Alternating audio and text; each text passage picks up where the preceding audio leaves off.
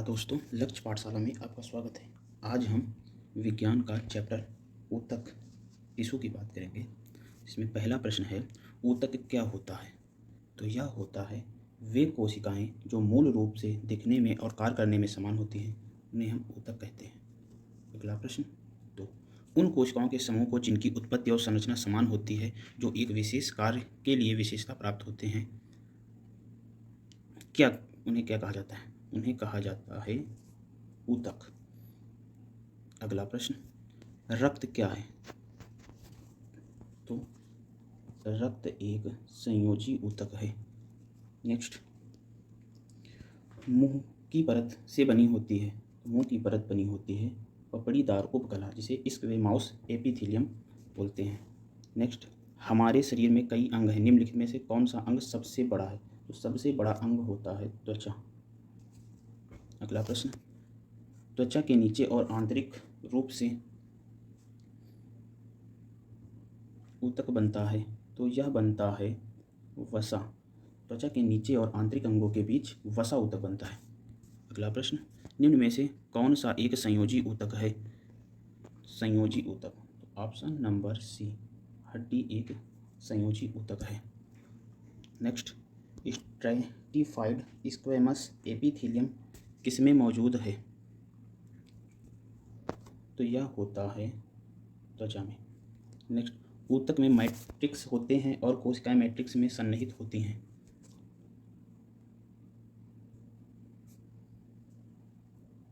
संयोजी ऊतक में मैट्रिक्स होते हैं और कोशिकाएं मैट्रिक्स में सन्निहित होती हैं।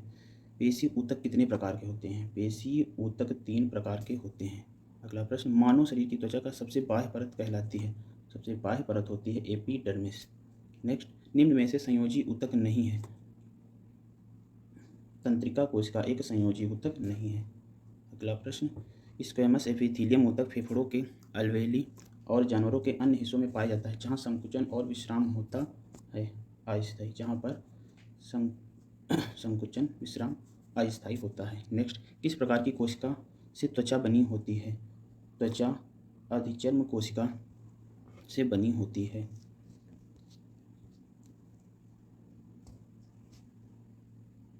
नेक्स्ट, ऊतक के प्रकार ग्रंथियां बनाती हैं। एपिथेलियल ऊतक के प्रकार ग्रंथियां बनाते हैं। नेक्स्ट प्रश्न है, जंतु कोशिका में वृक्क को यांत्रिक समर्थन प्रदान करने के लिए किस एपिथेलियम किसकी आंतरिक परत निर्मित करती है? तो यह करती है आयत फलकी क्यूबॉइडल एपिथेलियम, इसकी आंतरिक परत निर्मित करती है। हिस्टामिन श्रावण कोशिकाएं पाई जाती हैं, तो यह पाई जाती हैं संयोजी ऊतक में। नेक्स्ट, अवकाशोतक के बीच एक परत ऊतक का काम करता है, तो यह काम करता है त्वचा और मांसपेशियां। ऊतक ग्रंथियों का निर्माण करती हैं वाहिका। ऊतक संवहन पुल बनाते हैं, तो यह बनाते हैं जाइलम और फ्लोएम। नेक्स्ट, फ्लोएम के अतिरिक्त निम्न में से अन्य सभी से मिलकर बनता है। अन्य सभी से मिलकर बनता है, तो यह बनता है फ्लोएम वाहिका। अन्य कौन सा स्थायी ऊतक एक पौधे को कठोर और मजबूत बनाता है? तो यह बनाता है स्क्लेरेकाइमा। निम्न में से कौन सा पौधे की बाह्य त्वचा का कार्य नहीं है? प्रकाश संश्लेषण। स्थायी ऊतकों के निर्माण के लिए एक स्थायी संरचना, आकार और क्रिया अपनाने की प्रक्रिया को क्या कहा जाता है? यह कहा जाता है विभेदन। अगला प्रश्न, ऊतक में कोशिकाएं जीवित, लंबी और कोनों पर अनियमित रूप से मोटी होती हैं, तो यह ऊतक होता है कोलेनकाइमा ऊतक। अगले प्रश्न पे आते हैं, शीव ट्यूब और शाह कोशिकाएं मुख्य रूप से संचरण के लिए उत्तरदायी हैं, तो यह मुख्य रूप से पौधों में भोजन संचरण के लिए उत्तरदायी हैं। नेक्स्ट, किसके जमाव के कारण दृढ़ ऊतक की कोशिका भित्तियां मोटी होती हैं? लिग्नन की जमाव के कारण दृढ़ ऊतक की कोशिका भित्तियां मोटी होती हैं। अगला प्रश्न, निम्न में से कौन सा विकल्प तने और जड़ों की शीर्ष पर पाया जाता है? तो यह पाया जाता है शीर्ष विभज्योत्सक ऊतक। अगला प्रश्न, के कारण स्क्लेरेकाइमा कोशिका की दीवार मोटी होती है? तो यह अभी बताए, लिग्नन।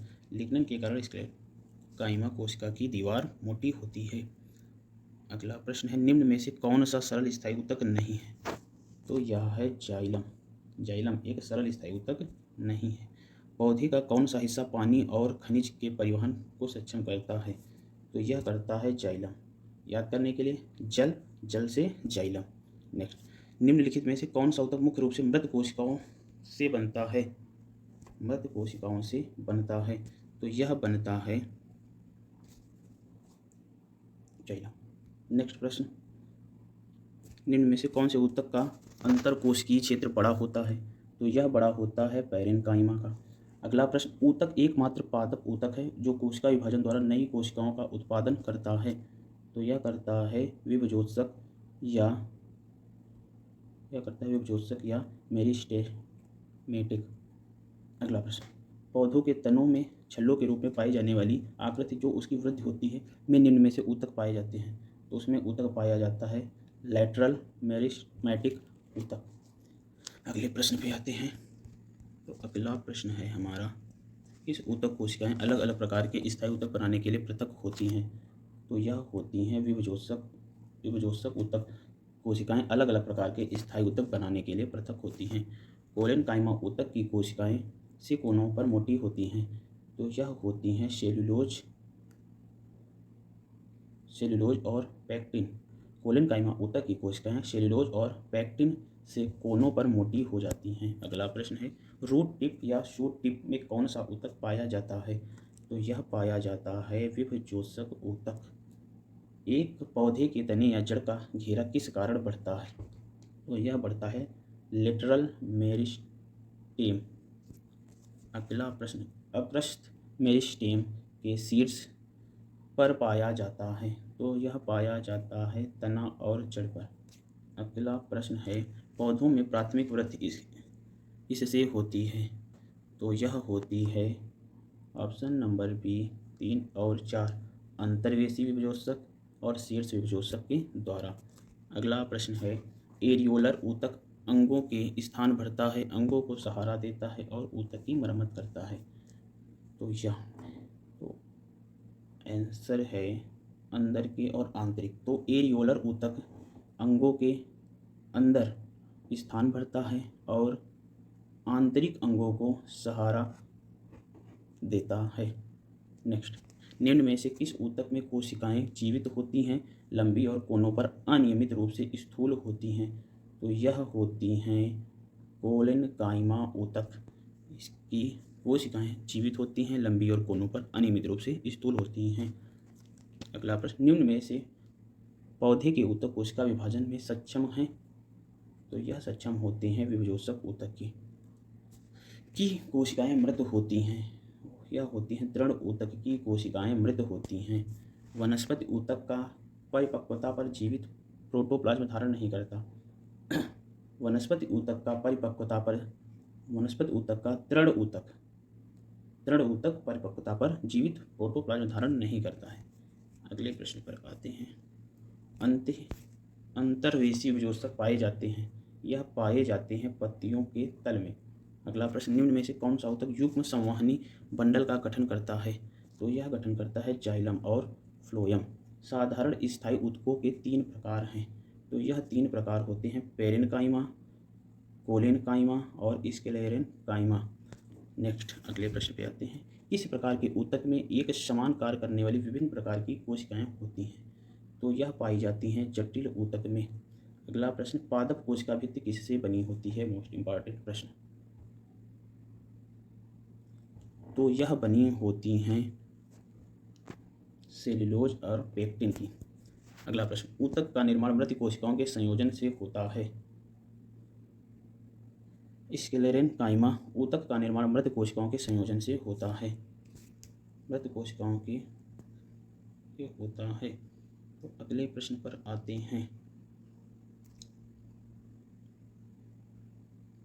अगला प्रश्न है, पौधों में फ्लोएम का कार्य होता है? तो यह कार्य होता है खाद्यों का प्रवाह। अगला प्रश्न, में कोशिकाओं को ढीला पैक किया जाता है ताकि बड़े अंतःक्रियात्मक रिक्त स्थान मिल सके। मृदु ऊतक में कोशिकाओं को ढीला पैक किया जाता है ताकि बड़े अंतःक्रियात्मक रिक्त स्थान मिल सके। इसमें पतली कोशिका भित्ति के साथ अपेक्षाकृत गैर विशिष्ट कोशिकाएं होती हैं। तो यह होती हैं पैरेन्काइमा। पैरेन्काइमा में पतली कोशिका भित्ति के साथ अपेक्षाकृत गैर विशिष्ट कोशिकाएं होती हैं। अगला प्रश्न है, अधिक अंतर कोशिकीय प्रसार के लिए कौन कोशिकाएं विरल रूप से संरचित होती हैं? तो यह होती हैं पैरेन्काइमा। अधिक अंतर कोशिकीय प्रसार के लिए पैरेन्काइमा कोशिकाएं विरल रूप से संरचित होती हैं। अगले प्रश्न पे आते हैं। तो अगला प्रश्न है, ऊतक की कोशिकाएं बहुत सक्रिय होती हैं। इनमें घने कोशिका द्रव्य, साइटोप्लाज्मा, पतली कोशिक रस भित्तियां, मुख्य नाभिक और कम रिक्तियां होती हैं। विभजोषक मेरिस्टेमेटिक ऊतक की कोशिकाएं बहुत सक्रिय होती हैं। इनमें घने कोशिका द्रव्य, पतली कोशिकीय रस भित्तियां, मुख्य नाभिक और कम रिक्तियां होती हैं।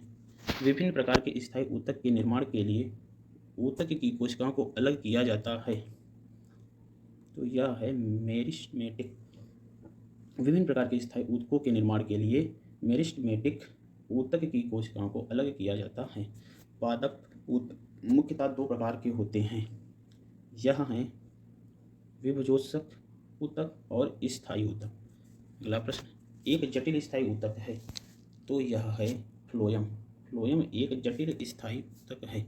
नारियल की छाल का निर्माण किस ऊतक द्वारा होता है? तो यह होता है स्क्लेरेन्काइमा। निम्न में से कौन जाइलम का प्रकार नहीं है? तो यह प्रकार नहीं है sieve tube. Sieve tube xylem का प्रकार नहीं है। नेक्स्ट, पौधे में लचीलापन। तो यह होता है कोलेनकाइमा ऊतक के कारण। अगला, दृढ़ ऊतक। दृढ़ ऊतक बना होता है निर्जीव कोशिका से। अगला प्रश्न, रेगिस्तान पौधों की बाह्य त्वचा एपिडर्मिस में एक मोटी परत होती है। यह होती है क्यूटिन की परत। नेक्स्ट, वृक्षों में सामग्री के परिवहन ऊतक को क्या कहा जाता है? तो यह कहा जाता है संवहनी ऊतक। एक वृक्ष की बाहरी संरक्षी परत होती है। यह होती है वल्कर। अगले प्रश्न पे आते हैं। अगला प्रश्न है, एक्वारिजिया में अम्लों का अनुपात होता है। तो यह अनुपात होता है 3:1। नेक्स्ट, ऊतक विज्ञान में किसका अध्ययन होता है? तो यह होता है ऊतकों का। ऊतक है एक, तो यह होता है एक समान कोशिकाओं का समूह। धन्यवाद।